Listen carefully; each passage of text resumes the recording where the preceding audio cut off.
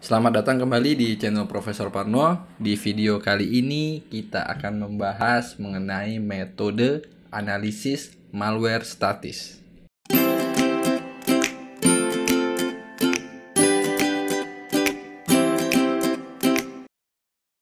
Jadi di analisis malware statis itu seperti yang gue jelaskan di video sebelumnya, dia itu melakukan identifikasi dan evaluasi malicious software pada binary files atau sebuah program tanpa melakukan eksekusi atau menjalankan aplikasinya. Jadi dia cukup melakukan analisa tanpa harus menjalankan program itu sendiri. Di analisis malware statis memiliki beberapa tahapan. Yang jelas dia nggak akan eksekusi kodenya ya.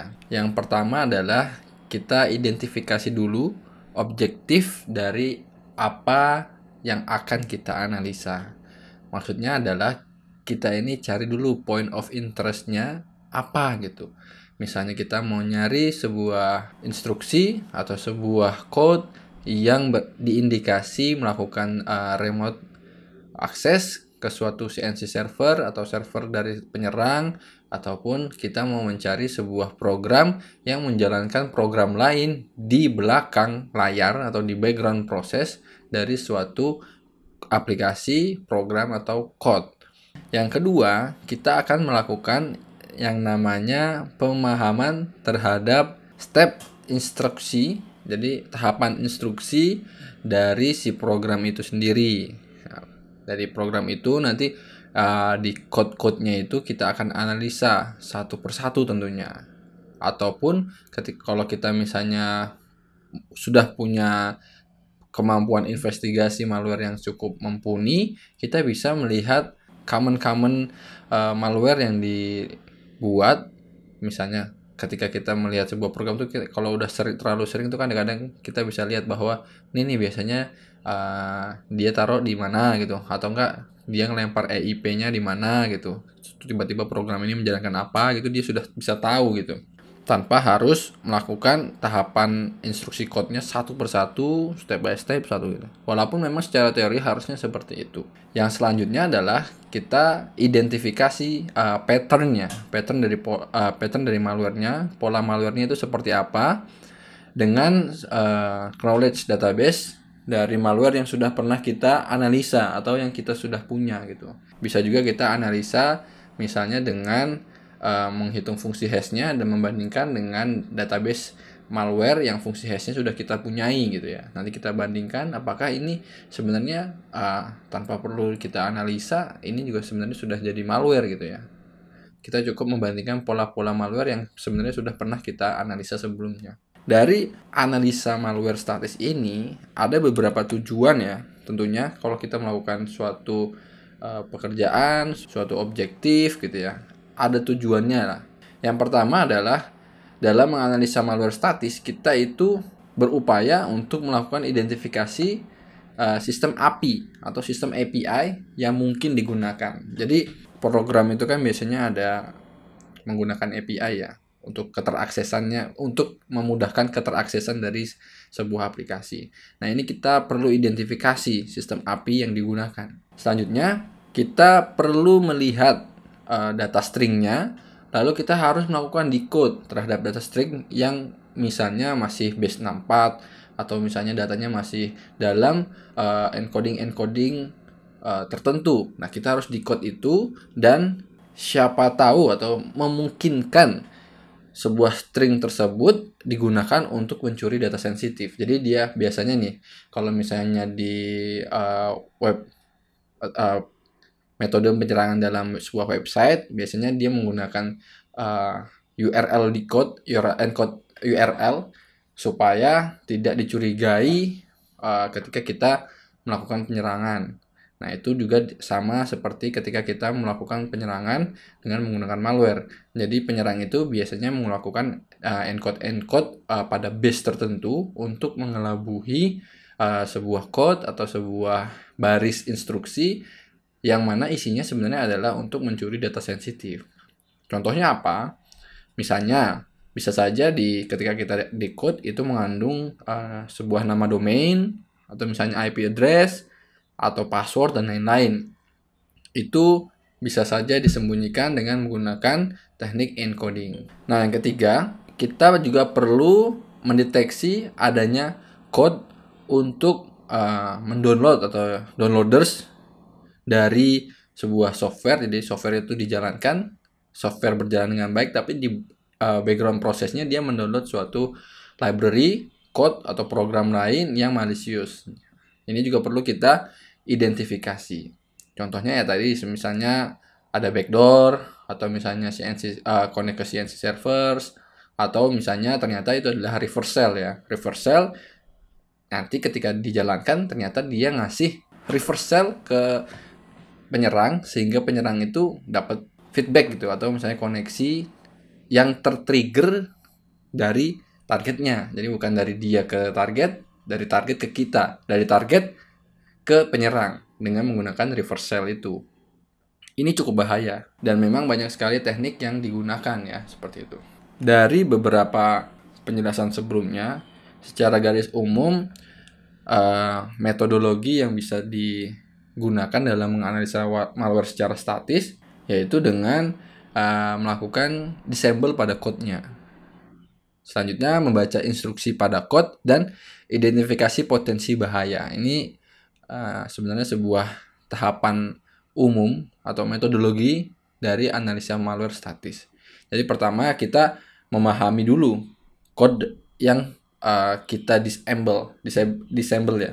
Terus-terusnya sudah pernah saya sebutkan di video sebelumnya, silahkan ditonton.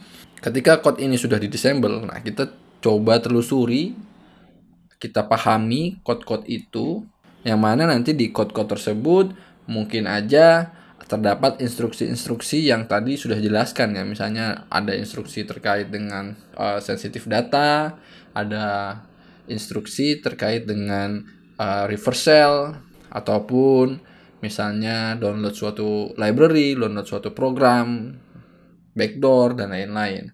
Nah, hal ini bertujuan untuk mengidentifikasi adanya bahaya dan langsung kita bisa mengevaluasi karakter dari binary code tersebut sebelum akhirnya malware itu tereksekusi. Jadi kan ini kan analisa malware statis ya. Jadi ketika kita nanti akan menjalankan program ini, kita sudah tahu nih bahwa ada potensi bahaya. Jadi tujuan dari analisa malware secara keseluruhan adalah melihat apakah software tersebut terdapat code, instruksi, atau library yang berbahaya. Jadi ketika kita jalankan, software ini akan aman.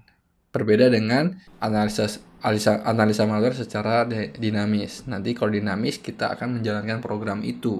Beberapa strategi dari analisa malware statis yang bisa kita lakukan.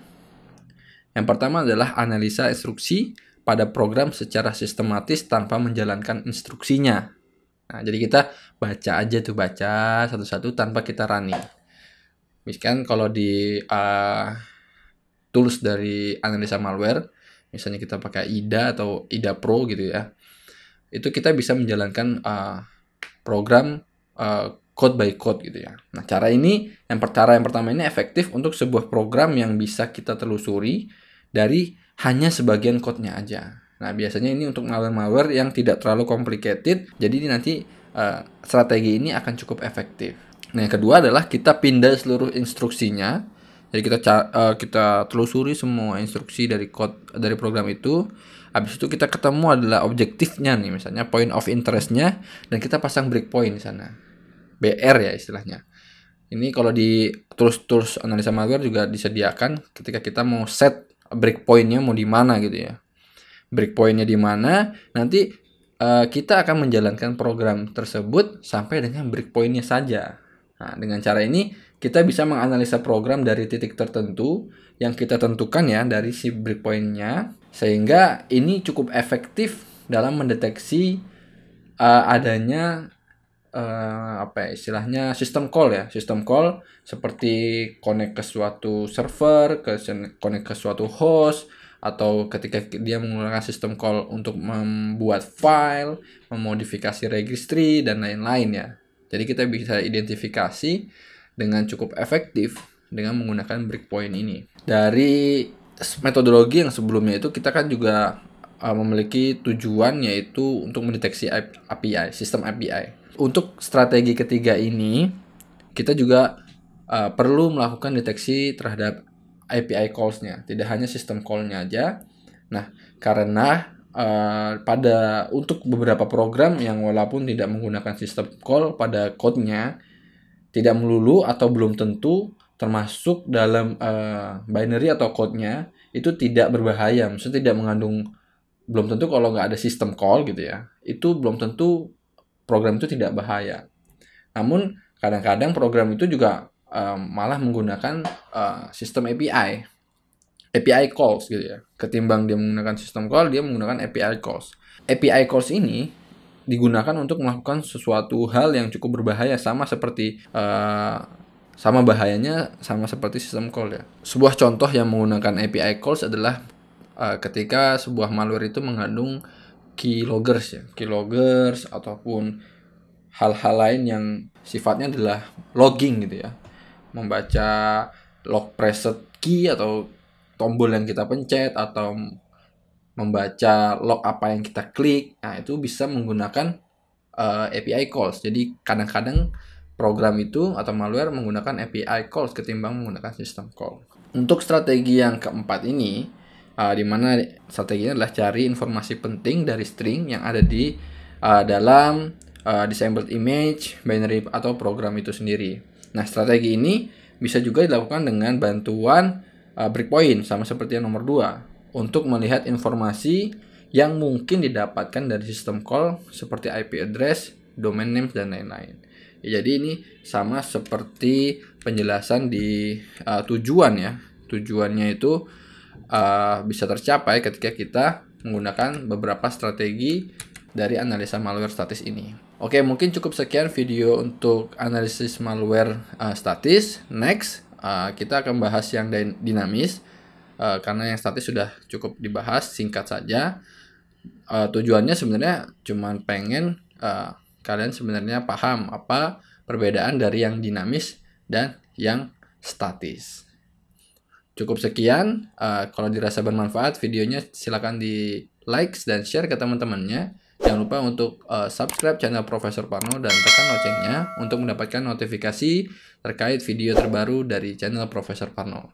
Terima kasih yang sudah nonton. Sampai jumpa di video selanjutnya. Bye-bye.